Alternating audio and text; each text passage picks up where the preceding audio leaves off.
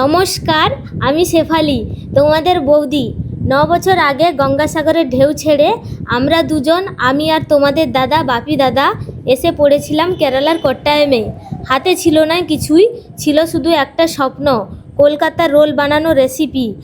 আজকের দিনটা দেখো, দুপুর 12টা বাজে, শাটার উঠলো আর তারপর এই দেখো মানুষের ঢল, লাইনের শেষ নেই।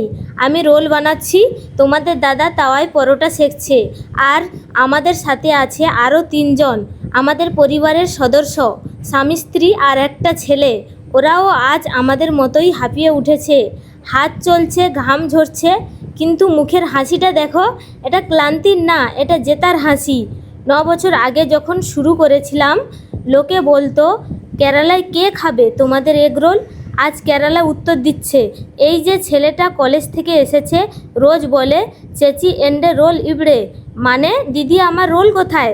এই যে কাকিমা বাচ্চাকে নিয়ে এসেছেন, বলছেন কলকাতার রোল নাল্লা আনু, কলকাতার রোল খুবই ভালো বলছে। কেরালার মানুষ শুধু খায়নি, ওরা আমাদের আপন করে নিয়েছে। ওরা শিখিয়েছে ভালোবাসার কোনো ভাষা হয় না, পেট আর মন ভরাতে পারলে সবাই আপন। রাত 12টা, শাটার নামছে, পা দুটো আর চলছে না। কিন্তু জানো, এই 9 বছরে কেরালা আমাদের কি দিয়েছে? একটা ঘর দিয়েছে, মাথার উপরে ছাদ দিয়েছে, একটা গাড়ি দিয়েছে যেটাই করে আমি বাজারে যাই, আর দিয়েছে একটা পরিচয়, রোলওয়ালা চেঁচি আর চেটা। গঙ্গাসাগরের মেয়ে আমি। ভেবেছিলাম সারা জীবন হয়তো লড়াই করেই যাব, কিন্তু কেরালা আমাকে শিখিয়েছে সৎ পথে লড়াই করলে ভগবান নিজের দেশে জায়গা করে দেয়। এটা শুধু ব্যবসা না গো, এটা আমাদের সংসার।